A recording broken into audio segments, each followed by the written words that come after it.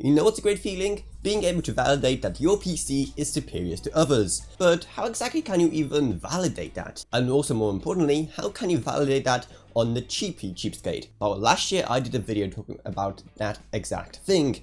But I guess it's time for a reboot, that is right, because we're doing it again for the year 2020, as I'll be going over the best ways you can benchmark your PC for free or almost free for a variety of different applications. So let's just go straight into it, shall we? Starting with what probably most of you do on your PCs, and that is gaming. And I'm gonna guess that you, yes you, own quite a few games. And thankfully many games nowadays come with free benchmarking tools built in order to test the graphical settings you have set, which is also a great way to really do a sanity check and see if your PC will even run the settings you demand from it. Ubisoft is especially good at this, and many of the current games do come with a benchmarking tool, which is great. So from there, it depends what games you have and what exactly do you want to check. If you want to check some of the top of the line stuff, then I recommend going with something like Assassin's Creed Odyssey, even if the game itself is not that good. If you want to maybe benchmark for your more common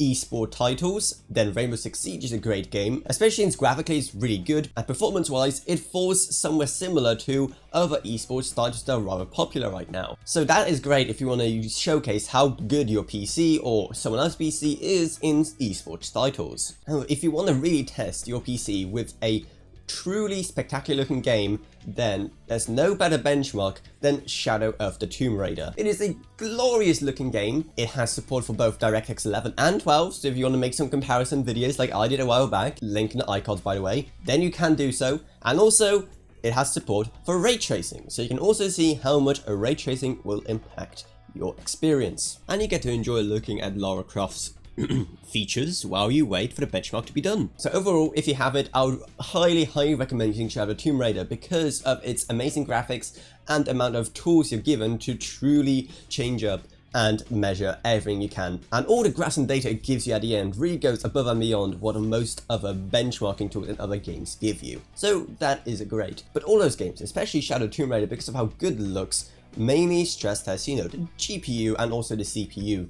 But what if you really want to just test, say, things that are more to do with the CPU, like simulations? Well, of course, as the name implies, simulation games are great for that, and also any kind of strategy games or any games where there's any kind of management going on. Anno 1800, apart from being an amazing game, has a benchmarking tool that you can use and is more tailored around stress testing than giving you concrete performance, so that's something to look out for, but it's still a really good benchmark when it comes to just testing CPU performance. Another good one that's more of a standard benchmark is Company of Heroes 2. It's a strategy game with tons of physics and units and management going on, making it an absolutely great benchmark. So if you do own Company of Heroes 2, then I recommend running that benchmark if you want to test your CPU. And then while you're watching the benchmark, you can sit back, relax and enjoy the relaxing sounds of war.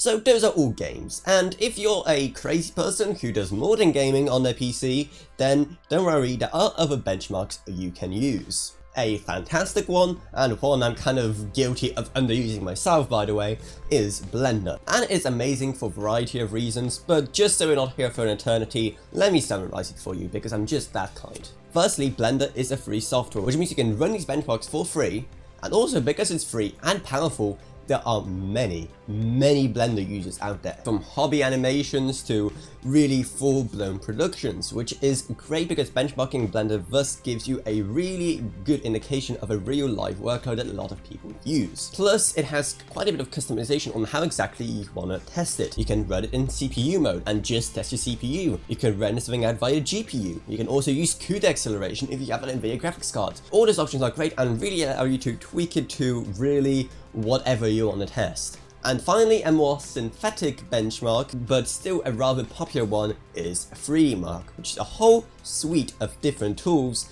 which are absolutely fantastic. But you may be saying to yourself, well, isn't 3DMark paid for? Oh yeah, but the best thing is that it's usually on sale because, surprise surprise, it's on Steam, and pretty much everything on Steam is on sale most of the time because, well, it's Steam. In fact, I bought it for sale myself for around £3, which is probably around, what, $5 or so? And I've seen it on sale ever since for that same price, so definitely go for that. It's very cheap and gives you a whole suite of tools to test whatever you want. You can test in DirectX 11, you can test in DirectX 12 in 4K and just max out everything. You can compare APIs, you can run ray tracing tests. All of those tools are great. Plus it also provides that great catharsis feeling of beating other people on the leaderboards. So if you want to get addicted to climbing a leaderboard and really hone your overclocking skills, while 3D Mark can get you easily addicted to climbing those leaderboards, even for some really obscure hardware. So if you really like having the best hardware and you want to have a leaderboard to prove it, then go ahead, get 3D Mark.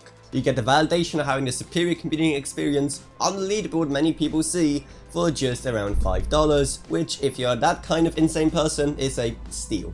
And those are all the main methods you can benchmark your PC right. Now, let me know if this video really persuaded you to benchmark your PC and really see what it's capable of. Let me know what kind of results you got in these tests down below. Let me know if there's any other benchmarking tools you use. Just let me know anything like that down in the comments below. And also while you're supporting my channel's engagement via comments, then I recommend checking out my Patreon, which is down in the video description below, as well $1 month goes a long way in helping me make even better content. Down there, you also find my Discord if you want to talk to me about this or whatever else really. And I guess that's really it, so I hope you enjoyed this video. If you did, subscribe, like, whatever, and I'll see you all in whatever I make next. Goodbye everyone, goodbye.